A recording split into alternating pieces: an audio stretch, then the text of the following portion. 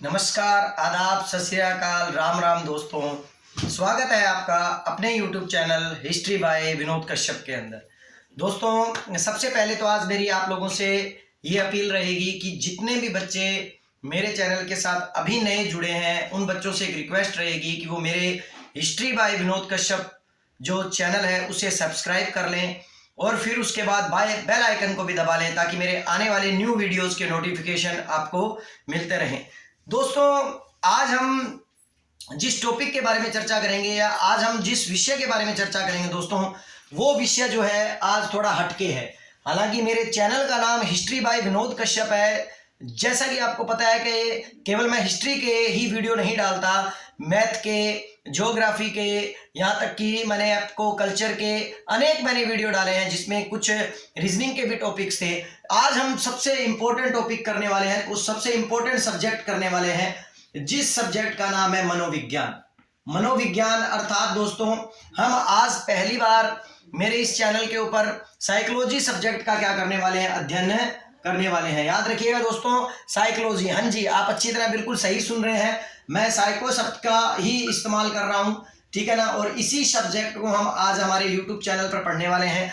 सबसे पहली बात तो दोस्तों, जो टॉपिक आज मैं शुरू करने वाला हूं वो REET, first grade, second grade और पीटीआई एग्जाम और अन्य ऐसी कई परीक्षाएं जिसके अंदर मनोविज्ञान से रिलेटेड टॉपिक आते हैं या मनोविज्ञान सब्जेक्ट जिसके अंदर आता है, वो आपको क्या करेगा, ये कंप्लीट कर देगा। वो टॉपिक आपको क्या हो जाएगा, इस मतलब हमारे चैनल के मार्फत आपका क्या हो जाएगा, क्लियर हो जाएगा। तो दोस्तों आज मनोविज्ञान को शुरू करेंगे। जैसा कि मैंने अभी आपको बोला कि मेरी आप लोगों से एक अपील रहेगी, जो बच्चे नए जुड़े हैं वो मेरे चैनल को हिस्ट्री बाय विनोद कश्यप को क्या कर लीजिए, जरूर सब्सक्राइब कर लीजिए, जरूर आप क्या कीजिए, बेल आइकन को दबा लीजिए। तो चलो ये दोस्तों देर नहीं करते और शुरू करते हैं मनोविज्ञान, साइकोलॉजी, जिसका अध्ययन मैं आपको आज पहली बार अपने चैनल पर करवाने वाला हूं, जिसे आपको कहीं भी दूसरी जगह दोबारा पढ़ने की क्या नहीं रहेगी, आवश्यकता नहीं रहेगी। सबसे पहले दोस्तों मैं आपको मनोविज्ञान शब्द जो है उसे हिंदी में लिखकर बताता हूं और मनोविज्ञान शब्द को हिंदी में लिखकर बताने के बाद हिंदी के अंदर इसका अर्थ बताने का प्रयास करता हूं। देखिए दोस्तों, मनोविज्ञान अगर इसका हिंदी में अर्थ निकालें तो मनोविज्ञान जो है वो प्रॉपर रूप से साफ दिखाई देता है। मनो का मतलब मन हो गया और विज्ञान का मतलब अध्ययन हो गया, अर्थात मन का अध्ययन क्या कहलाएगा, मनोविज्ञान कहलाएगा। लेकिन दोस्तों आपको ये समझना होगा कि मैं इसे मन का विज्ञान कह रहा हूं, मन का अध्ययन कह रहा हूं। ये मन का अध्ययन जो है ये हिंदी में अर्थ निकालने पर इसका क्या अर्थ हो रहा है, मन का विज्ञान निकल रहा है। लेकिन आपको यह भी समझना होगा कि हिंदी तो हमारे भारत में चलती है, अर्थात हमारे भारत के अंदर प्रचलन में लिया गया है ये शब्द। तो ये शब्द जब भारत आया तो आपको ये समझना होगा कि जिस वक्त मनोविज्ञान का अर्थ मन का विज्ञान चल रहा था, अर्थात मस्तिष्क का विज्ञान चल रहा था, मस्तिष्क का अध्ययन चल रहा था, उस वक्त मनोविज्ञान जो है वो भारत के अंदर आया था, अर्थात 19वीं शताब्दी के पास।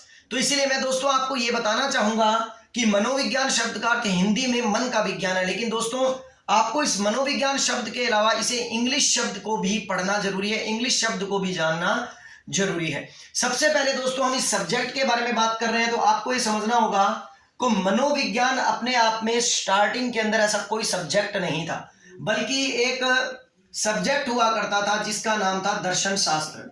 दोस्तों आपको एक इंपॉर्टेंट बात बता दूं, दर्शन शास्त्र एक ऐसा सब्जेक्ट है जो सभी सब्जेक्टों की जननी है। आप हिस्ट्री को ले लीजिए, आप मनोविज्ञान को ले लीजिए, आप ज्योग्राफी को ले लीजिए, आप समाजशास्त्र को ले लीजिए, ठीक है ना। आप याद रखिएगा दोस्तों, दर्शन शास्त्र एक ऐसा सब्जेक्ट है जो इन सब सब्जेक्टों की जननी है और ये सब सब्जेक्ट जो है वो किससे निकल कर बाहर आए हैं, दर्शन शास्त्र से आए हैं। और दर्शन शास्त्र को इंग्लिश में फिलोसॉफी कहते हैं दोस्तों, ध्यान रखिएगा। इसका मतलब फिलोसॉफी सब्जेक्ट जो है वो सारे सब्जेक्टों की जननी कहलाता है। तो नॉर्मल बात है, ये मनोविज्ञान की भी क्या कहलाएगा, जननी कहलाएगा। तो याद रखिएगा, दर्शन शास्त्र को मनोविज्ञान सब्जेक्ट की जननी कहा जाता है, या ये कहा जाता है कि मनोविज्ञान दर्शन शास्त्र का क्या है, बच्चा है या उसकी क्या है, संतान है। अब हम बात कर रहे हैं दोस्तों, जैसा कि मैंने कहा कि मनोविज्ञान की उत्पत्ति किस सब्जेक्ट से हुई है। मनोविज्ञान की उत्पत्ति दोस्तों दर्शन शास्त्र से हुई है। लेकिन मैं अब आपको इसको आगे बढ़ते हुए मनोविज्ञान के बारे में थोड़ा सा आपको ये बताना चाहूंगा दोस्तों, मनोविज्ञान से किस चीज से लाभ होता है। दोस्तों मनोविज्ञान एक ऐसा सब्जेक्ट है जिसके माध्यम से शिक्षक, ठीक है ना, अपने शिक्षण को प्रभावी बनाता है। और सबसे बड़ी बात यह है कि अपने शिक्षण को प्रभावी बनाकर उस शिक्षा को पूर्ण रूप से बालक को क्या कर देता है, समर्पित कर देता है। अर्थात बालक को केंद्र मानकर वो क्या करता है, उसका संपूर्ण अध्ययन करता है। अर्थात हम ये जान सकते हैं कि मनोविज्ञान एक ऐसा सब्जेक्ट है जिसके मार्फत या जिसके माध्यम से हम ज्ञान को क्या करते हैं, प्राप्त करते हैं। अब मैं जैसा कि ज्ञान के बारे में बता रहा हूं तो आपको थोड़ा ज्ञान के बारे में ये जानकारी दे दूं कि दोस्तों ज्ञान के टोटल 5 द्वार माने जाते हैं। ज्ञान के टोटल 5 द्वार माने जाते हैं, याद रखिएगा दोस्तों। ज्ञान के टोटल 5 द्वार कौन कौन से हैं? ज्ञान के टोटल 5 द्वार हैं, आंख, नाक, कान, जीभ और त्वचा। दोस्तों याद रखिएगा, आंख, नाक, कान, जीभ और त्वचा, ये दोस्तों ज्ञान के 5 द्वार माने जाते हैं, जिन 5 द्वारों को ज्ञानेंद्रिय भी कहा जाता है। दोस्तों याद रखिएगा, इन्हें क्या कहा जाता है दोस्तों? ज्ञानेंद्रिय कहा जाता है। अब आपको समझना यह है दोस्तों कि अगर हम आंख के द्वारा, नाक के द्वारा सूंघकर, कान के द्वारा सुनकर, जीभ के द्वारा टेस्ट कर और त्वचा के द्वारा महसूस कर जिस ज्ञान को प्राप्त करते हैं, अर्थात हम ये कह सकते हैं कि इन इंद्रियों के द्वारा जो ज्ञान प्राप्त करते हैं उसे ज्ञानेंद्रिय ज्ञान कहते हैं। याद रखिएगा, इंद्रियों के द्वारा प्रदान प्राप्त किए गए ज्ञान को हम क्या कहते हैं? ज्ञानेंद्रिय। ज्ञान प्लस में इंद्रिय, जो ज्ञान हमें किससे प्राप्त हो रहा है? इंद्रियों से प्राप्त हो रहा है, तो आप उस ज्ञान को क्या कहोगे? ज्ञानेंद्रिय। तो यदि हम आंख के माध्यम से देखकर किसी चीज को समझते हैं, नाक के माध्यम से सूंघकर किसी चीज का महसूस कर लेते हैं कि ये गुलाब का इत्र है या ये किसी मोगरे का इत्र है, या सूंघकर बता देते हैं कि ये बदबू है या ये क्या है, सुगंध है। कान के द्वारा सुनकर हम किसी ज्ञान को प्राप्त करते हैं। जीभ के द्वारा हम टेस्ट कर किसी चीज को बता सकते हैं कि क्या मीठा है और क्या खट्टा है और क्या खारा है। और त्वचा के द्वारा महसूस कर बता सकते हैं। ऐसे ज्ञान को हम ज्ञानेंद्रिय ज्ञान कहते हैं। लेकिन दोस्तों सबसे बड़ी बात यह कि अगर इसे ज्ञानेंद्रिय ज्ञान कहते हैं तो अगर इन साधनों के अलावा, इन इंद्रियों के अलावा यदि हम किसी भी तरीके से कोई भी ज्ञान प्राप्त करते हैं तो वह ज्ञान, याद रखिएगा दोस्तों, ज्ञानेंद्रिय न कहलाकर क्या कहलाता है? अतीन्द्रिय कहलाता है। सबसे इंपॉर्टेंट सवाल यहां आता है, कई बार क्वेश्चन बिल्कुल आसानी से, बिल्कुल सरलता से ऊपरी तौर पर वो आपसे पूछ लेता है, और वो ये क्वेश्चन यूं पूछ लेता है कि बताइए बिना इंद्रियों से प्राप्त किए गए ज्ञान को क्या कहा जाता है? तो बिना इंद्रियों से प्राप्त किए गए ज्ञान को अतीन्द्रिय कहा जाता है, और इंद्रियों से प्राप्त किए ज्ञान को क्या कहा जाता है? ज्ञानेंद्रिय कहा जाता है। आशा करता हूं दोस्तों आपको ये चीज बड़ी अच्छी से क्या आ गई होगी, समझ में आ गई होगी। लेकिन मैं अब मनोविज्ञान पर आता हूं दोस्तों वापस। मनोविज्ञान का प्रारंभ जो है दोस्तों, मैंने आपको जैसा कि बताया, मनोविज्ञान की उत्पत्ति जो है दोस्तों किससे मानी जाती है? दर्शन शास्त्र के से मानी जाती है। ऐसा कहा जाता है कि मनोविज्ञान का प्रारंभ अरस्तु के समय दर्शन शास्त्र की एक शाखा के रूप में हुआ था। याद रखिएगा दोस्तों, मनोविज्ञान का प्रारंभ जो है वो अरस्तु के समय, ठीक है ना, किस सब्जेक्ट की एक शाखा के रूप में हुआ था? दर्शन शास्त्र की शाखा के रूप में हुआ था। अर्थात मनोविज्ञान दर्शन शास्त्र की एक शाखा मानी जाती थी। लेकिन मनोविज्ञान का स्वतंत्र विषय बनने के लिए इसे परिभाषित करना शुरू किया गया। मनोविज्ञान को स्वतंत्र विषय बनाने के लिए इस पर शोध की गई। इसे बार बार अलग अलग अर्थों में क्या किया गया? स्पष्ट किया गया। और यहीं से आपको मनोविज्ञान के एक ऐसे क्रमिक विकास के बारे में आपको जानकारी मिलना शुरू हुआ कि मनोविज्ञान वर्तमान में आते आते आज जो दर्शन शास्त्र की कभी शाखा हुआ करता था, आज स्वयं अपने आप में एक क्या हो गया है? विषय हो गया है, एक व्यापक क्या बन गया है? अपने आप में एक सब्जेक्ट बन गया है। दोस्तों आपको यह भी याद रखना पड़ेगा कि दर्शन शास्त्र में, याद रखिएगा, जैसा कि मैंने अभी बताया कि एक ज्ञान होता है ज्ञानेंद्रिय ज्ञान और एक ज्ञान होता है अतीन्द्रिय ज्ञान। तो अब आपके समझ में ये आ रहा होगा कि इन दोनों ज्ञानों में से कौन सा ज्ञान दर्शन शास्त्र से लिया जाता है। तो आपको बता दूं दोस्तों, दर्शन शास्त्र से हम उस ज्ञान को क्या अध्ययन करते हैं जिसकी प्राप्ति हमें बिना इंद्रियों के होती है, अर्थात अतीन्द्रियों के। अर्थात इसका मतलब साफ है कि मनोविज्ञान के अंदर भी हम इसी प्रकार किस चीज का अध्ययन करेंगे?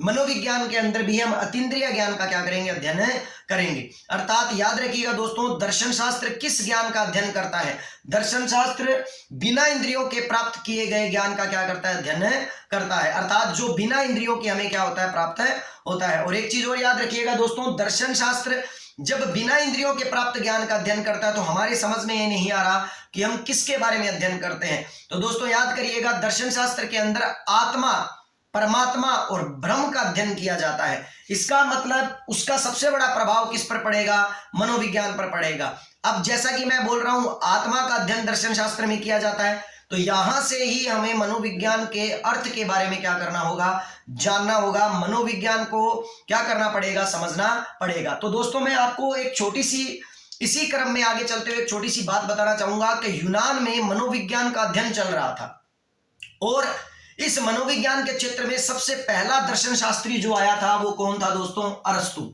याद रखिएगा दोस्तों मैं क्या कह रहा हूं, यूनान के अंदर इस मनोविज्ञान के, ठीक है ना, क्षेत्र के अंदर भयंकर रूप से या बड़े पैमाने पर क्या किया जा रहा था? अध्ययन किया जा रहा था, उसके ऊपर शोध हो रहा था। क्यों? क्योंकि दर्शन शास्त्र से क्या है कि मनोविज्ञान को अलग माना जा रहा था। और ऐसा पहला दर्शन शास्त्री जो हमारे पहले सामने आया वो कौन था? अरस्तु था।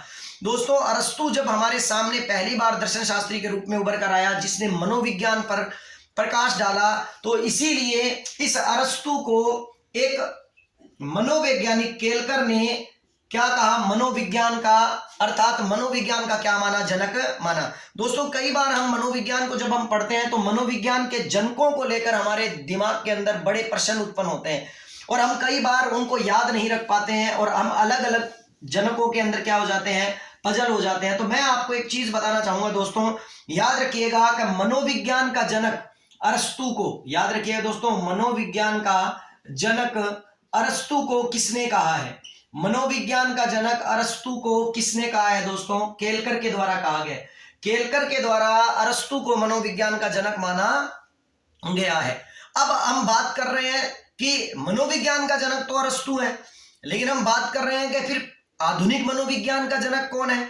तो मैं आपको दोस्तों एक बार तो यहां बता देता हूं कि आधुनिक मनोविज्ञान का जनक कौन है, लेकिन उससे पहले मैं आपको एक क्वेश्चन और क्लियर करना चाहूंगा। क्योंकि जैसे कि क्वेश्चन में मैंने आपको कहा कि केलकर के द्वारा अरस्तु को मनोविज्ञान का जनक कहा जाता है, लेकिन यहां पर याद रखिएगा एक मनोवैज्ञानिक और आते हैं दोस्तों जिनका नाम है कोलसैनिक। अगर क्वेश्चन को वो आपको यूं बदल कर कह दे और आपसे ये पूछ ले कि बताइए कोलसैनिक के अनुसार मनोविज्ञान का जनक किसे कहा जाता है, तो याद रखिएगा दोस्तों कोलसैनिक जो है वो मनोविज्ञान का जनक किसे बताता है? प्लेटो को बताता है। प्लेटो को क्यों बताता है इसके बारे में हम आपसे बाद में जिक्र करेंगे, जब हम मनोविज्ञान के अर्थ को जानने का प्रयास करेंगे, जब हम मनोविज्ञान को इंग्लिश शब्द के आधार पर बांटकर उसके अर्थ को समझने का प्रयास करेंगे। और वो मनोविज्ञान जिसको इंग्लिश के अंदर क्या कहा गया है? साइकोलॉजी कहा गया है। ठीक है ना दोस्तों, याद रखिएगा कि मनोविज्ञान को इंग्लिश में क्या कहा गया है? साइकोलॉजी कहा गया है। ठीक है ना, तो हम जब इसके अर्थ को जानने का प्रयास करेंगे, इसके अर्थ को जब हम समझेंगे, तो अपने आप आपको इस प्लेटो के बारे में ये जानने का प्रयास हो जाएगा, या प्लेटो के बारे में आप अच्छी तरह जान जाएंगे कि प्लेटो को मनोविज्ञान का जनक कोलसैनिक क्यों कहता है।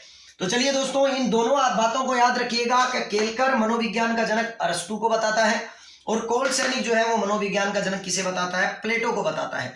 दोस्तों इसके अलावा हम बात करें तो मनोविज्ञान के अंदर आधुनिक मनोविज्ञान के जनक को लेकर भी बात आती है, जिसके बारे में भी हम चर्चा करेंगे जैसे जैसे हमारा आगे टॉपिक बढ़ेगा। तो हम अब इसको शुरू करते हैं और साथ ही साथ आपको यह भी बता दूं दोस्तों कि प्लेटो के द्वारा एक पुस्तक लिखी गई थी जिस पुस्तक का नाम था द रिपब्लिक। याद रखिएगा दोस्तों उस पुस्तक का नाम क्या था? The Republic. तो इसलिए याद रखिएगा प्लेटो के द्वारा जो पुस्तक लिखी गई थी उस पुस्तक का नाम था द रिपब्लिक।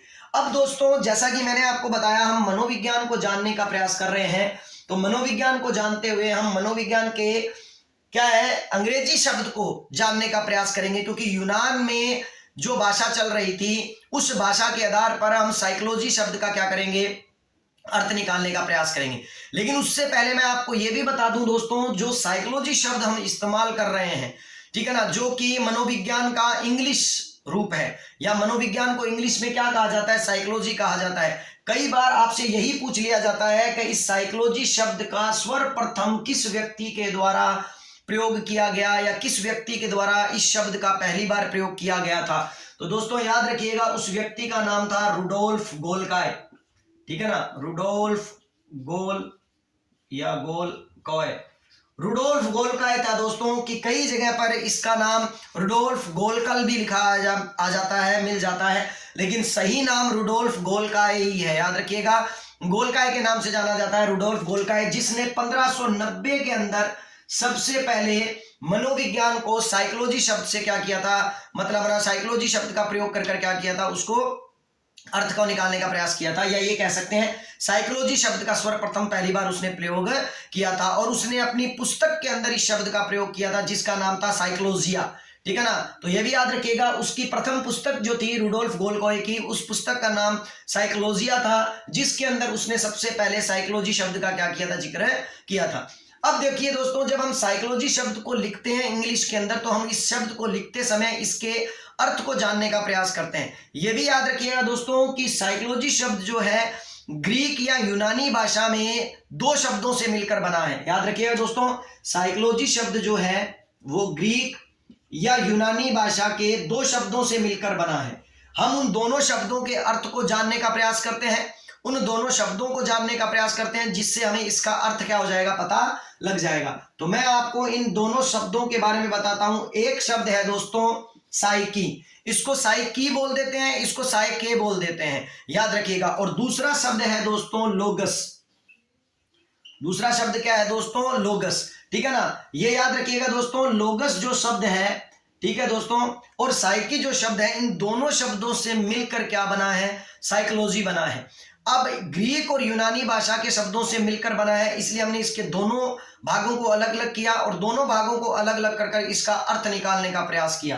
तो दोस्तों साइकी का अर्थ निकाला, तो साइकी शब्द जो है, याद रखिएगा दोस्तों, साइकी शब्द जो है वो सोल से बना है। सोल का मतलब क्या होता है, आत्मा। याद रखिएगा दोस्तों, साइकी शब्द जो है वो किससे बना है, सोल से। और सोल शब्द का अर्थ क्या होता है, आत्मा। इसका मतलब हमने साइकी शब्द का अर्थ क्या निकाला, आत्मा से। अब हम बात कर रहे थे लोगस। याद रखिएगा दोस्तों, किसके बारे में बात कर रहे हैं, लोगस। लोगस का मतलब होता है विज्ञान या अध्ययन करना। याद रखिएगा दोस्तों, लोगस का अर्थ क्या होता है, विज्ञान या क्या करना, अध्ययन करना, अध्ययन करना। तो इस प्रकार यदि हम साइकोलॉजी शब्द का अर्थ निकालना चाहें तो साइकी प्लस में लोगस दो शब्दों से मिलकर बना, और हमने इन दोनों शब्दों का अर्थ निकालने का प्रयास किया। तो साइकी शब्द जो है वो सोल से बना है, और सोल का मतलब होता है आत्मा, इसका मतलब इसका अर्थ हुआ आत्मा। और लोगस का अर्थ होता है अध्ययन करना, इसका मतलब आत्मा का अध्ययन करना ही क्या कहलाता है, क्या कहलाता है, साइकोलॉजी कहलाता है। अब मैं उसी बात पर आता हूं दोस्तों कि याद रखिएगा, जब हम इंग्लिश शब्द को पढ़ेंगे तो इंग्लिश शब्द यूनान में सर्वप्रथम प्रयोग में लाया गया था, ग्रीक या यूनानी शब्द का इस्तेमाल कर उसका अर्थ निकाला गया था। इसीलिए आप जब पहली बार मनोविज्ञान के अर्थ के बारे में जानकारी लेते हैं तो मनोविज्ञान के अर्थ के रूप में आप पहले मनोविज्ञान का क्या अर्थ निकालते हैं, आत्मा का अध्ययन करना। लेकिन मैंने जब आपको मनोविज्ञान को हिंदी में लिखा था और मैंने कहा था कि आप इसका अर्थ निकालना चाहेंगे तो इसका अर्थ निकलेगा मन का विज्ञान। क्योंकि दोस्तों मैंने आपको स्पष्ट बताया कि जब पहली बार साइकोलॉजी शब्द पर अध्ययन हो रहा था, साइकोलॉजी पर अध्ययन हो रहा था, तो हिंदी में अध्ययन नहीं हो रहा था, उसको इंग्लिश शब्द के रूप में उस पर अध्ययन हो रहा था। इसीलिए उसका अर्थ क्या निकल कर आया, आत्मा का विज्ञान निकल कर आया। लेकिन जब वो भारत आया और हमने साइकोलॉजी को जिस वक्त ग्रहण किया, भारत के लोगों ने इस सब्जेक्ट को पढ़ना शुरू किया, उस वक्त साइकोलॉजी शब्द का अर्थ प्रचलन में चल रहा था मन का अध्ययन या मस्तिष्क का अध्ययन। इसीलिए हमने इस मनोविज्ञान को या इस साइकोलॉजी को मन या मस्तिष्क के अध्ययन के रूप में हमने इसको नाम क्या दिया, मनोविज्ञान दिया। आप समझ गए होंगे मैं क्या समझाना चाह रहा हूं कि हमारे भारत में जिस वक्त इस सब्जेक्ट का पदार्पण हुआ था या जिस वक्त इस सब्जेक्ट के बारे में चर्चा चली थी, इसके बारे में लोग अध्ययन कर रहे थे, उस वक्त इस साइकोलॉजी शब्द का अर्थ मन का विज्ञान चल रहा था, मस्तिष्क का विज्ञान चल रहा था। इसीलिए हमने इस साइकोलॉजी शब्द को आज भी हम किस नाम से जानते हैं, मनोविज्ञान के नाम से जानते हैं। हालांकि आपको यह जानना होगा दोस्तों कि वर्तमान में साइकोलॉजी शब्द का अर्थ जरूर मनोविज्ञान है, लेकिन याद रखिएगा इसके अंदर मन के विज्ञान का अध्ययन नहीं किया जाता। इसके अंदर वर्तमान के अंदर मनुष्य के व्यवहार का अध्ययन किया जाता है, और इसीलिए मनोविज्ञान को आज वर्तमान में व्यवहार का विज्ञान कहा जाता है। लेकिन इसके बारे में मैं आपको खुलकर आगे चर्चा करूंगा। लेकिन दोस्तों मैं केवल आपको दो शब्दों का अर्थ बताना चाहता था कि साइकोलॉजी का हिंदी में अर्थ मनोविज्ञान क्यों लिया गया, मनोविज्ञान ही क्यों लिया गया। हम चाहते तो इसे आत्माओं विज्ञान भी बोल सकते थे, हम चाहते तो इसको व्यवहार का विज्ञान भी बोल सकते थे, लेकिन साइकोलॉजी शब्द को आज वर्तमान में जब हम पढ़ते हैं तो हम ये कहते हैं कहाँ जी अब क्लास किसकी आने वाली है, आप बोलोगे मनोविज्ञान की आने वाली है, मनोविज्ञान की आने वाली है। और जबकि आप मनोविज्ञान का अर्थ तो क्या मानते हो, व्यवहार का विज्ञान मानते हो, तो फिर इसे मनोविज्ञान क्यों कहा गया?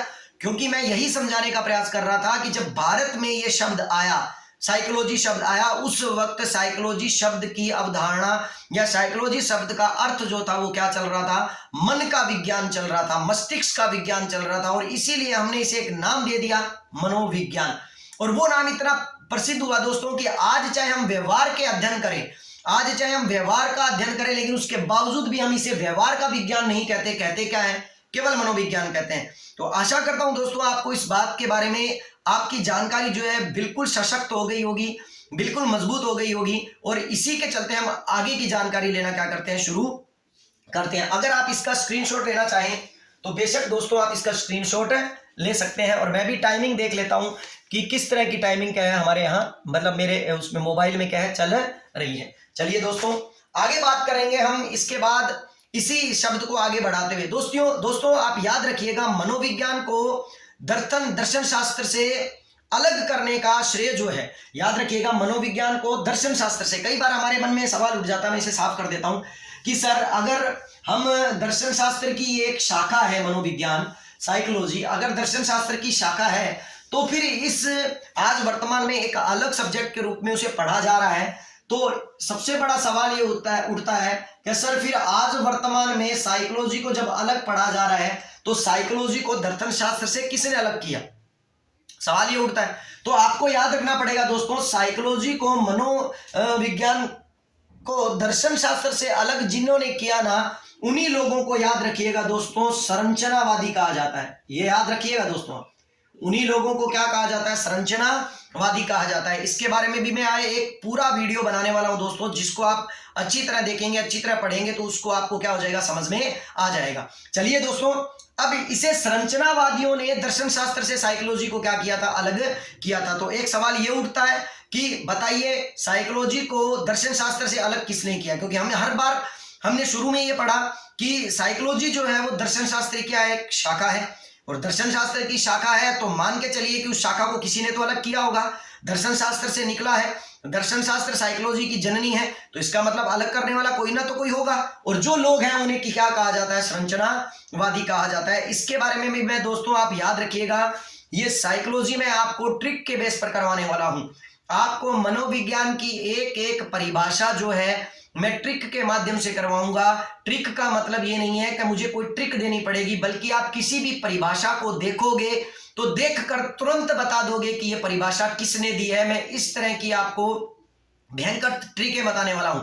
यहां सारी परिभाषाएं लिखूंगा और मैं अपने आप उन परिभाषाओं के अंदर से ऐसी ट्रिक निकालूंगा कि अगर आपके पास कोई भी परिभाषा लिखकर आ जाती है तो आप तुरंत उस परिभाषा को देने वाले मनोवैज्ञानिक का नाम क्या करेंगे, बता देंगे। तो चलिए दोस्तों हम आगे बात करते हैं। साइकोलॉजी शब्द के बारे में चर्चा कर रहे थे तो साइकोलॉजी शब्द के अर्थ के बारे में बात करते हैं। दोस्तों याद रखिएगा, जैसे कि मैंने अभी बताया कि मनोविज्ञान का या साइकोलॉजी शब्द का अर्थ आत्मा का विज्ञान था, अर्थात आत्मा का अध्ययन करना था। फिर मैंने कहा ये भारत में आया तो हमने इसे मन और मस्तिष्क के विज्ञान के रूप में जाना।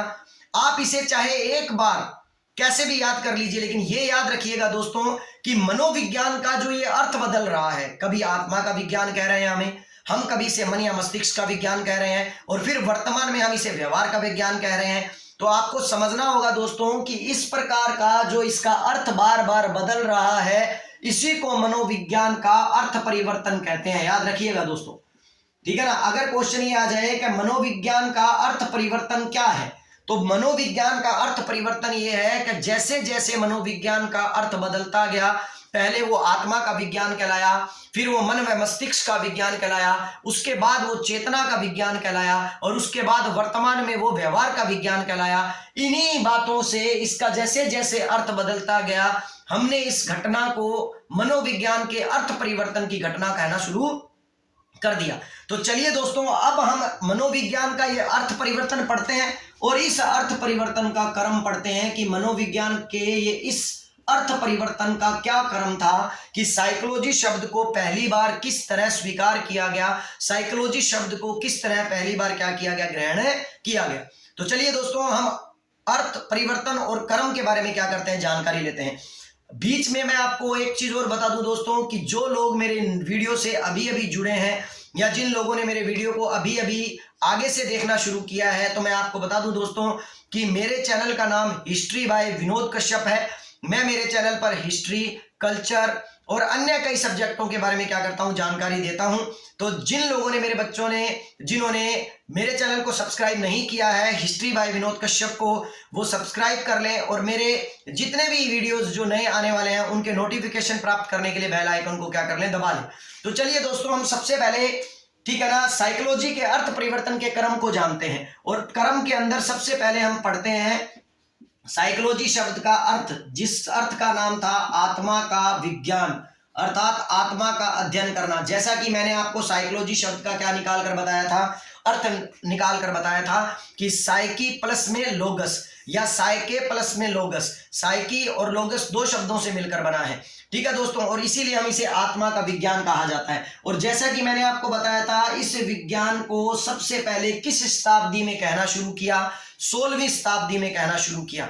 इसका मतलब दर्शन शास्त्र से मनोविज्ञान को अलग सब्जेक्ट मानना 15वीं शताब्दी से ही शुरू कर दिया गया था। लेकिन इसका अर्थ निकालते निकालते हमारे पास इसके अर्थ के रूप में जब मनोविज्ञान को प्रॉपर रूप से समझा गया, साइकोलॉजी को समझा गया और साइकोलॉजी के शब्द का अर्थ निकाला गया, तो 16वीं शताब्दी के रूप में साइकोलॉजी का क्या अर्थ निकाला जा रहा था, आत्मा का विज्ञान निकाला जा रहा था, आत्मा का अध्ययन करना निकाला जा रहा था। दोस्तों, मैं आपको यहां बता दूं आत्मा का विज्ञान कैसे कहा गया।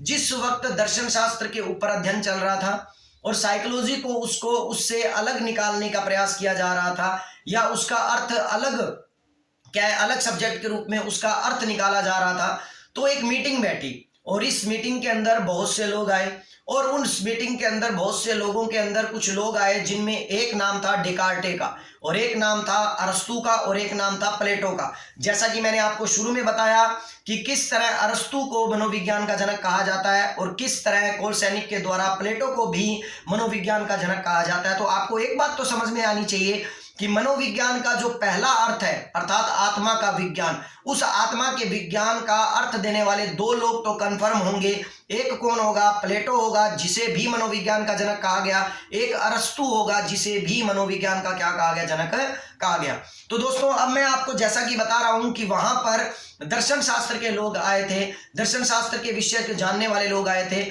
और इसके ऊपर चर्चा चल रही थी। क्योंकि आपको ये समझना होगा दोस्तों, 15वीं 16वीं शताब्दी के अंदर, उस वक्त यूनान के अंदर पोप और पादरियों और चर्च की बहुत ज्यादा क्या थी, प्रधानता थी। और पोप, पादरी और चर्च जो थे, वही बड़े बड़े फादर जो थे, बड़े बड़े पोप जो थे, बिशप जो थे, वो इस बात पर चर्चा में लगे हुए थे। और दोस्तों, उस काल के अंदर क्या है कि प्लेटो और अरस्तु जैसे जो लोग आए, उन लोगों ने उन्हें दर्शन शास्त्र के बारे में जानकारी दी और उन लोगों ने भी अपने विचार रखे और ये कहा कि हाँ, दर्शन शास्त्र जो है वो एक क्या है, फिलोसफी, जो मतलब ना, ये दर्शन शास्त्र जो है वो उसके अंदर से साइकोलॉजी को क्या करना चाहिए, अलग करना चाहिए। और इसी बात को लेते हुए क्या है, साइकोलॉजी का अर्थ निकाला गया और वो अर्थ निकाला गया आत्मा का विज्ञान। अब दोस्तों, मैं आपको एक छोटी सी ट्रिक से इसके बारे में जानकारी देना चाहूंगा और आप उस ट्रिक को यूं याद रख सकते हैं कि कोर्ट की प्लेट में अरस्तु की आत्मा है। देखिए दोस्तों, मैं क्या बताना चाह रहा हूं, कोर्ट की प्लेट में, क्यों कोर्ट की प्लेट में, क्योंकि मैंने अभी बताया आपको एक मीटिंग बैठी थी, जिस मीटिंग में सारे पोप, सारे चर्च के अधिकारी, बिशप सब आए थे। उसके अंदर हमारे कुछ ऐसे व्यक्ति भी आए थे जो साइकोलॉजी को दर्शन शास्त्र से अलग करना चाहते थे, उसके बारे में जानकारी देना चाहते थे और वो ये बताना चाहते थे कि साइकोलॉजी शब्द का अर्थ क्या है। वो भी आए, तो उनकी एक कोर्ट बैठी और उस कोर्ट के अंदर, उस कोर्ट की प्लेट में, ठीक है ना, उस कोर्ट की प्लेट में जो थी, किसकी आत्मा थी, अरस्तु की क्या थी, आत्मा थी।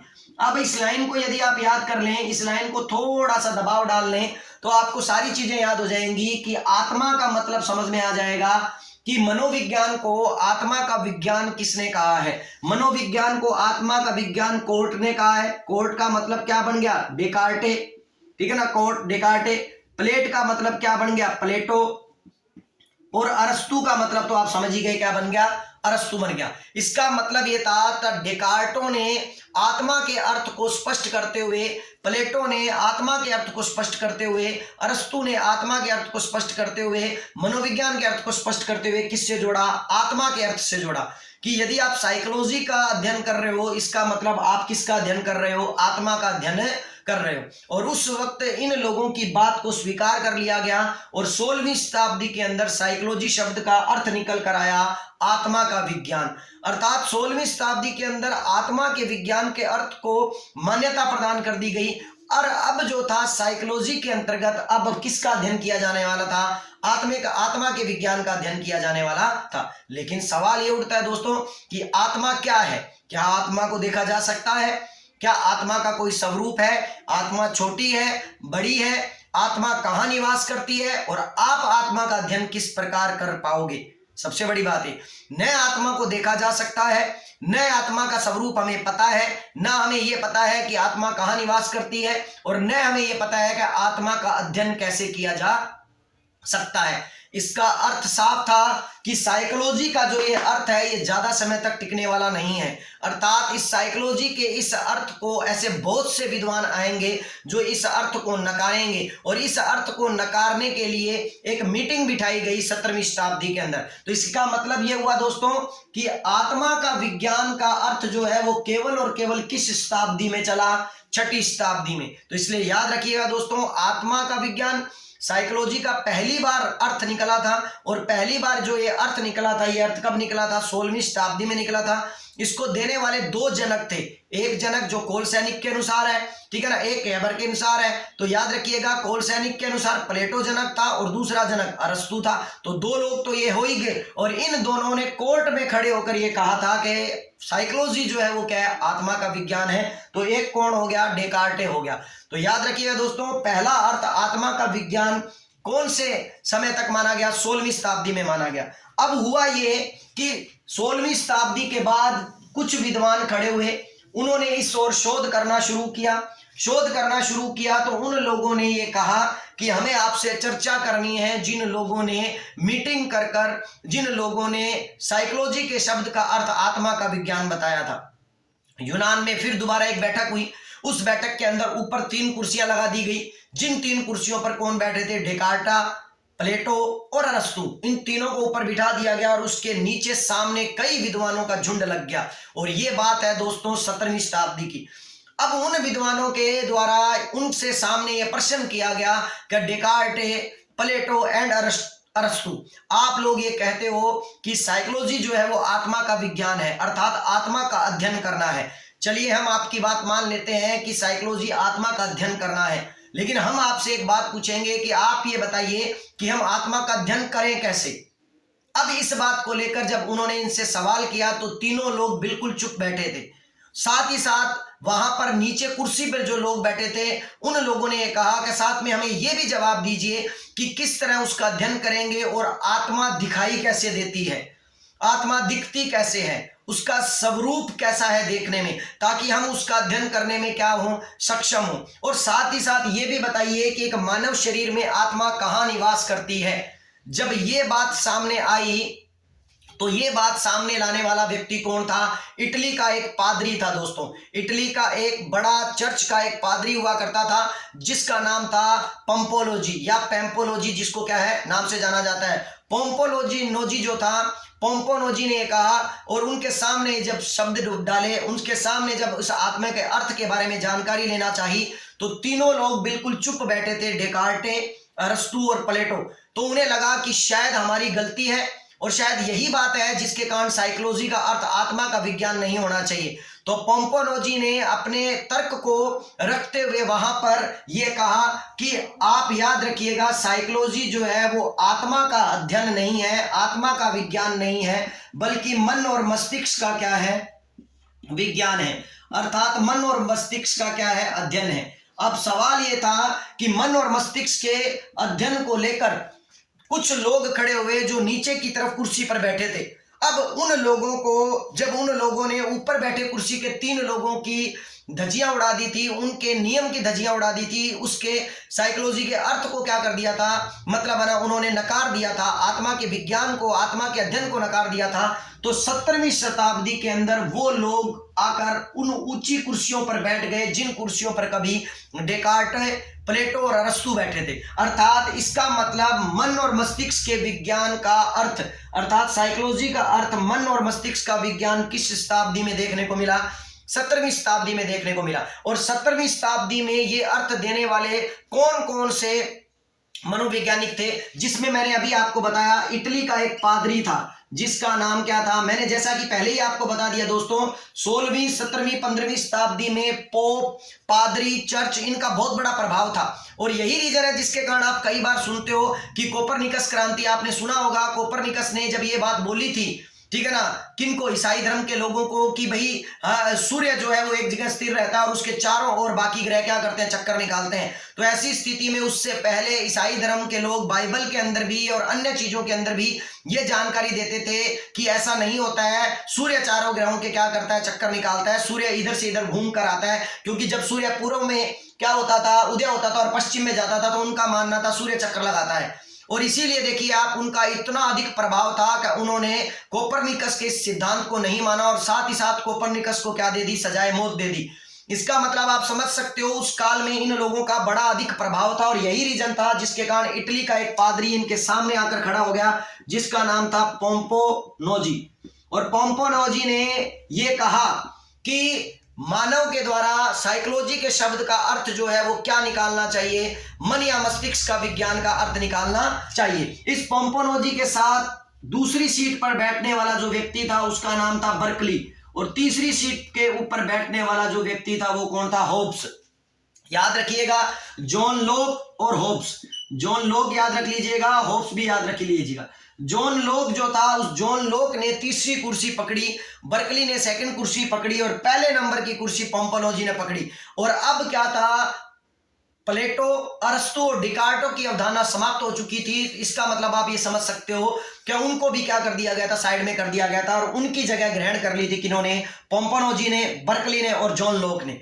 अब इन लोगों ने उस कुर्सी पर बैठकर लोगों को यह बताया कि यदि आप साइकोलॉजी का अध्ययन कर रहे हो तो साइकोलॉजी के अध्ययन के अंदर आप किसका अध्ययन करोगे? मानव के मन का, मस्तिष्क का अध्ययन करोगे। साइकोलॉजी जो है वो अपने आप में मस्तिष्क का विज्ञान है, मन का विज्ञान है। लेकिन दोस्तों 17वीं शताब्दी के अंदर इस बात का अर्थ चलता रहा। 17वीं शताब्दी के बाद 18वीं शताब्दी में भी लोगों के द्वारा साइकोलॉजी का अर्थ केवल मन और मस्तिष्क के विज्ञान को लेकर ही चलता रहा।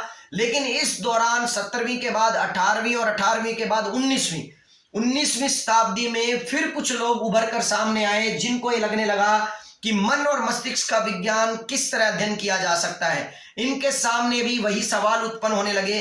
तो इन्होंने फिर इन सबको बुलवाया और इन सबको बुलवा कर फिर एक मीटिंग की। और उस मीटिंग के अंदर ऊपर जो 3 कुर्सियां थी वो दे दी गई अब की बार किनको? पोम्पोनोजी को, बर्कली को और जॉन लॉक को। और एक कुर्सी दे दी गई होब्स को, आप यूं समझ लीजिए। और उनको ऊपर बिठा दिया और ऊपर बिठाकर नीचे की साइड में जो दूसरे आधुनिक मनोवैज्ञानिक थे, जो मनोविज्ञान का अर्थ मन या मस्तिष्क का विज्ञान नहीं मानते थे, वो आकर बैठे। अब उनको सामने बिठाकर, उनको ऊंची कुर्सी पर बिठाकर इनसे सवाल किया। और उनसे सवाल करते हुए उन्होंने पूछा कि जब आपने साइकोलॉजी के शब्द का, आत्मा का विज्ञान के अर्थ को नकारा था कि साइकोलॉजी आत्मा का विज्ञान नहीं है, तब आपने ये कहा था, तब आपने ये पूछा था कि आत्मा क्या है, आत्मा कहाँ निवास करती है, आत्मा का अध्ययन कैसे संभव है। आज हम भी यही बात आपसे पूछना चाहेंगे कि मन या मस्तिष्क जो है हमारे शरीर में निवास कहाँ करता है? ये तो हमें पता है मस्तिष्क कहाँ करता है, लेकिन मन कहाँ निवास करता है। दूसरी बात उन्होंने ये पूछी कि मन का स्वरूप क्या है, ठीक है ना। तीसरी बात उन्होंने पूछी कि आप ये बताइए मन या मस्तिष्क के का अध्ययन किस तरह संभव है, आप ये हमें बताइए। मन या मस्तिष्क का अध्ययन हम किस तरह कर सकते हैं। सेम वही कहानी दोस्तों 17वीं से 18वीं और 18वीं से 19वीं शताब्दी में दिए गए मनोवैज्ञानिकों के तर्कों को इन लोगों के द्वारा किसी प्रकार के द्वारा उनका जवाब नहीं दिया जा सका। वो इस बात का उत्तर नहीं दे पाए कि मन या मस्तिष्क है क्या, उसका स्वरूप है क्या, उसे किस तरह अध्ययन किया जा सकता है, उसे किस तरह समझा जा सकता है। इसीलिए कहते हैं कि यहाँ पर जो लोग नीचे की कुर्सी में बैठे थे और उन्होंने जब ये बात उनसे पूछी ऊंची की कुर्सी के लोगों से, और जब वो जवाब नहीं दे पाए तो ऊंचे कुर्सी के लोगों ने पूछा कि चलिए ठीक है, हम मान लेते हैं कि क्या है, साइकोलॉजी के शब्द का अर्थ मन या मस्तिष्क का विज्ञान नहीं है। तो आप ये बताइए कि फिर साइकोलॉजी का अर्थ क्या है। अब दोस्तों सेम वही कहानी कि नीचे की कुर्सी पे बैठे हुए लोग अब ऊंची कुर्सी पर आकर बैठ गए थे और अब उस कुर्सी पर बैठकर उन्होंने मनोविज्ञान का तीसरा अर्थ बताया। इसका आप स्क्रीनशॉट लेना चाहे तो दोस्तों ले सकते हैं, ताकि मैं उसके बाद उसके आगे चलूं। दूसरी बात दोस्तों, जितनी देर में आप स्क्रीनशॉट ले रहे हैं, मैं आपको फिर कहूंगा कि जिन बच्चों ने मेरे चैनल को सब्सक्राइब नहीं किया है, चैनल का नाम है history by Vinod Kashyap. History के आपको सभी वीडियो इसके अंदर आपको मिलेंगे, कल्चर के वीडियो आपको इसके अंदर मिल जाएंगे, और साथ ही साथ अब से मैंने मनोविज्ञान भी पढ़ाना शुरू कर दिया, तो मनोविज्ञान के वीडियो भी मैं आपके इसी चैनल पर आपको डालता रहूंगा, तो आपको कहीं और जाने की आवश्यकता नहीं पड़ेगी। चलिए दोस्तों, तो यहां पर पोम्पोनोजी, बर्कली, जॉन लॉक और होब्स, ये तीनों के तीनों लोग जो थे, चारों के चारों जो लोग थे, ये अब कुर्सी से उतर चुके थे। अब बात थी कि जिन लोगों ने उस कुर्सी पर बैठना था, अर्थात जो लोग साइकोलॉजी का अर्थ बताते हुए तीसरी बार अर्थ लेकर आए, और वो अर्थ लेकर आए कि मनोविज्ञान जो है वो चेतना का विज्ञान है, या चेतना की या चेतन अनुभूति का विज्ञान है, चेतना या चेतन अनुभूति का विज्ञान है। अब दोस्तों आपको समझना क्या है कि चेतना या चेतन अनुभूति का विज्ञान मनोविज्ञान है। ये शब्द हमारे सामने कब आया? जैसा कि मैंने आपको बताया था कि सबसे पहले आत्मा के विज्ञान को 16वीं शताब्दी में लिया गया था। उसके बाद 17वीं शताब्दी के अंदर कौन से शब्द को लिया गया? मन के विज्ञान को लिया गया। 17वीं से 18वीं और 18वीं से 19वीं, 2 शताब्दियां जो है वो मन या मस्तिष्क के विज्ञान को मानकर अध्ययन किया गया। लेकिन उसके बाद 19वीं शताब्दी में आपके पास चेतन या चेतना अनुभूति का क्या किया गया, मतलब ना अर्थ निकाला गया। जैसा कि मैंने आपको शुरू में भी बताया था दोस्तों कि जिस वक्त इस 17वीं और 18वीं, और मैंने आपको शुरू में भी बताया कि 18वीं 19वीं शताब्दी के आसपास जो है, अंतिम 18वीं शताब्दी के और 19वीं शताब्दी के शुरुआत के दौर के अंदर जब भारत के अंदर ये साइकोलॉजी शब्द आया था, तो उस वक्त मन का विज्ञान अर्थ माना जा रहा था, और इसीलिए हमारे देश के अंदर साइकोलॉजी शब्द का क्या अर्थ मान लिया गया? मन का विज्ञान मान लिया गया, जिसे मनोविज्ञान कहा जाने लगा। लेकिन वास्तविक रूप में इसे मनोविज्ञान न कहकर हम इसे व्यवहारिक विज्ञान कह सकते हैं, या व्यवहार का विज्ञान कह सकते हैं, जो वर्तमान में चल रहा है। लेकिन चलिए, हम इस बात के बारे में पहले भी चर्चा कर चुके हैं, लेकिन अब हम बात के बारे में चर्चा करेंगे चेतना या चेतन अनुभूति का विज्ञान। ये शब्द हमें कब मिला? 19वीं शताब्दी में। अब ये शब्द किन लोगों ने दिया? तो आपको दोस्तों बता दूं कि जो नीचे कुर्सी पर बैठे थे, उन कुर्सी पर बैठने वाले लोगों में एक व्यक्ति था जिसका नाम था विलियम जेम्स। याद रखिएगा दोस्तों, एक व्यक्ति जो था उसका नाम क्या था? William James. इसके लिए बहुत इंपॉर्टेंट याद रखना जरूरी है दोस्तों। क्यों याद रखना जरूरी है, मैं इसके बारे में बताऊंगा। दूसरी बात आता है, इसका नाम आता है विलियम वुंट।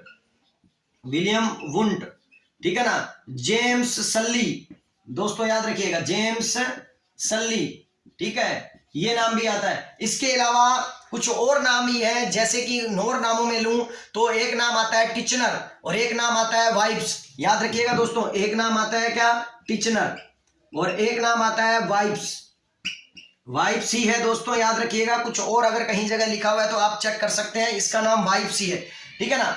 इसका मतलब ये था कि मनोविज्ञान को चेतना का विज्ञान या चेतन अनुभूति का विज्ञान कहने वाले लोग कौन थे?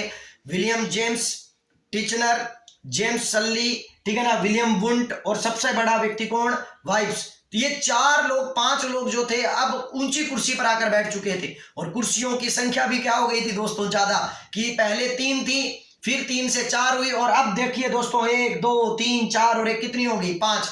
संख्या भी बढ़ती जा रही है। और इस तरह हमें एक शब्द मिला साइकोलॉजी का, जो शब्द क्या था? चेतना का विज्ञान या चेतना का अध्ययन करना, या फिर चेतन अनुभूति का क्या करना? अध्ययन करना, चेतना का विज्ञान कहना। अब दोस्तों मैं आपको इस नामों को भी एक लाइन से याद करवा देता हूं, जैसा कि मैंने आपको पहले बारी में लाइन दी थी। क्या लाइन दी थी? कि कोर्ट की प्लेट में अरस्तु की आत्मा है, कोर्ट की प्लेट में अरस्तु की आत्मा है। अब उसके बाद हम दूसरी लाइन अगर याद करना चाहें तो हम याद रख सकते हैं कि मन या मस्तिष्क का विज्ञान किसने कहा? तो आप यूं याद रख लीजिए कि मन से पंप, ठीक है ना, को लोक करो, मन से पंप को लोक करो, क्योंकि मन का विज्ञान पढ़ रहे हैं, तो मन से पंप को लोक करो, पंप पंप को क्या करो? लोक करो।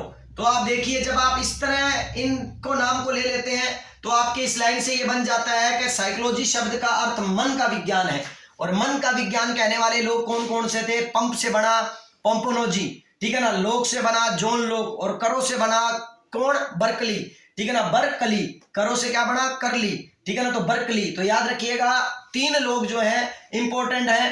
मन का विज्ञान का सिद्धांत देने वाले कौन थे, अर्थात साइकोलॉजी का अर्थ मन का विज्ञान बताने वाले कौन थे, पोम्पोनोजी, जॉन लोक और बर्कली। साथ में होप्स भी आप याद रख सकते हो। लेकिन अभी तो हमें याद रखना है चेतना या चेतन अनुभूति का विज्ञान। तो दोस्तों आपको ये बता दूं, अगर इसके आपको क्या करने हैं, याद रखने हैं कि किन लोगों ने इस शब्द को दिया या किन लोगों ने साइकोलॉजी शब्द का चेतना या चेतन अनुभूति का विज्ञान बताया। तो इसके लिए एक छोटी सी लाइन बता देता हूं कि जेम्स जो है ना, जेम्स का साला, ठीक है ना, जेम्स का साला। अब मैं आपको यह भी बताऊंगा इस ट्रिक को अच्छी तरह कैसे याद रखा जा सकता है बिना किसी प्रकार का। तो जेम्स का साला टिचनर, ठीक है ना, जेम्स का साला जो है वो कौन है, टिचनर है, और जेम्स का साला टिचनर वाइवुंट है, टिचनर वाइवुंट है। अब देखिए दोस्तों, जब हम साइकोलॉजी के शब्द का अर्थ चेतना का विज्ञान पढ़ते हैं तो चेतना एक महिला है। गौर से देखिए, आत्मा कोई नाम नहीं होता, मन कोई नाम नहीं होता, चेतना एक नाम होता है दोस्तों, व्यवहार भी कोई नाम नहीं होता। तो आप एक चीज देखिए, इन सब नामों में चेतना एक महिला का नाम आ रहा है, महिला का नाम आ रहा है। तो आप ये याद रख लीजिए, महिला है तो किसी से शादी होगी, और किसी से शादी होगी तो फिर जिससे शादी होगी उसका इसका कोई भाई होकर उसका साला भी बनेगा। तो आपको ये याद रह जाएगा कुछ नाम तो ऐसे, कैसे कि चेतना का विवाह जो है वो किससे हुआ, जेम्स से हुआ। जेम्स का साला जो है अर्थात चेतना का भाई जो है वो कौन है, टिचनर है। टिचनर मतलब एक टीचर है, ठीक है ना, और टीचर है, उस टीचर का नाम क्या है, वाइवुंट है। बस अब आपको क्या याद रखना है, जेम्स से बना विलियम जेम्स, याद रखिएगा दोस्तों, जेम्स से क्या बना, विलियम जेम्स। साला से बना क्या, सल्ली, जेम्स सल्ली, जैसा कि मैंने आपको बताया। टिचनर से बना टिचनर। अब वाई से बना वाइब्स, जैसा कि मैंने आपको इससे पहले भी ये नाम बताया था, वाइब्स। और वुंट से बना विलियम वुंट। इस तरह आपको इन 3 लाइनों से आपके ये सारे नाम याद हो जाएंगे, जो तीनों लाइनें बड़ी साधारण है, बड़ी इंपॉर्टेंट है कि डेकार्टो की प्लेट में अरस्तु की आत्मा है, मन से पंप को लोक करो, और सबसे बड़ी बात चेतना एक लड़की का नाम है। इसका मतलब जेम्स का साला टिचनर वाइवुंट है। आपको इसके नाम से ये सारे नाम क्या हो जाएंगे, याद हो जाएंगे कि किन्होंने इसका अर्थ दिया था कि मन का विज्ञान साइकोलॉजी का अर्थ दिया, आत्मा का विज्ञान साइकोलॉजी का 16वीं शताब्दी में अर्थ दिया, मन का विज्ञान 17वीं शताब्दी में अर्थ दिया गया, और 19वीं शताब्दी में अर्थ दिया गया चेतना का विज्ञान। दोस्तों वीडियो काफी बड़ी न हो जाए, इसलिए मैं एक बार आपको यहाँ पर थोड़ा और जानकारी देने के बाद आज के लिए मैं इतना ही वीडियो करूंगा। लेकिन आप मेरे इस पूरे टॉपिक को पूरे वीडियो में देखना, 3 से 4 5 पार्टों में मैं इस टॉपिक को डालने वाला हूं, जो कि आपका शुरू का टॉपिक रहेगा, ताकि आपके पास किसी भी प्रकार की कोई गुंजाइश नहीं रहे, कहीं से भी कोई क्वेश्चन आ जाए आप उन क्वेश्चनों का क्या दे दीजिएगा, जवाब दे दीजिएगा। चलिए अब मैं जैसा कि बात कर रहा था दोस्तों विलियम जेम्स की। दोस्तों विलियम जेम्स जो था वो अमेरिका का था, याद रखिएगा दोस्तों, कहाँ का था, अमेरिका का था। इसीलिए अमेरिका में मनोविज्ञान का जनक किसे कहा गया, जेम्स सल्ली को। क्यों कहा गया, क्योंकि विलियम जेम्स को क्यों कहा गया, विलियम जेम्स को, क्योंकि विलियम जेम्स ने ही सबसे पहले साइकोलॉजी का अर्थ निकालते हुए, ठीक है ना, मन या मस्तिष्क के विज्ञान को नकारते हुए उसने कौन से विज्ञान का अर्थ दिया, चेतना का विज्ञान कहा, ठीक है ना। और इसीलिए आप याद रखिएगा, इसी विलियम जेम्स को अमेरिका के मनोविज्ञान का क्या कहा जाता है, जनक कहा जाता है। इसके अलावा आपको एक और बता दूं दोस्तों कि ये विलियम वुंट जो था, एक और इंपॉर्टेंट बात दोस्तों, विलियम वुंट था, क्योंकि हम यहां पर जनकों में मरते हैं। जैसा कि मैंने पहले 2 जनक बताए आपको, मनोविज्ञान का जनक अरस्तु भी है और मनोविज्ञान का जनक प्लेटो भी है, और ये बताया मैंने किन किन लोगों ने कहा, तो आपको दिक्कत नहीं आएगी। लेकिन फिर उसके बाद मैंने आपको बताया कि मनोविज्ञान को दर्शन शास्त्र से अलग करने वाले लोग कौन थे, संरचनावादी थे। ये संरचनावादी कौन थे, इसके बारे में मैं आपको अच्छी तरह क्या कर दूंगा, बता दूंगा, अच्छी तरह सारी बात क्या करूंगा, समझाऊंगा।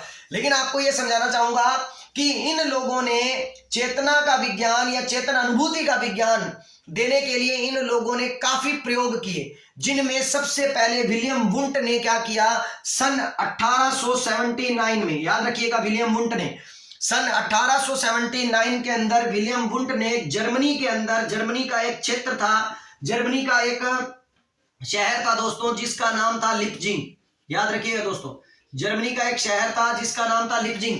सन 1879 के अंदर जर्मनी के लिप्जिंग शहर के अंदर पहली बार एक प्रयोगशाला खोली थी।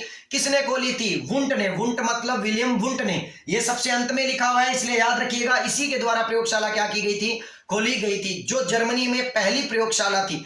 अब आपको समझना यह है कि पहली प्रयोगशाला प्रयोग करने के लिए विलियम वुंट खोल रहा है।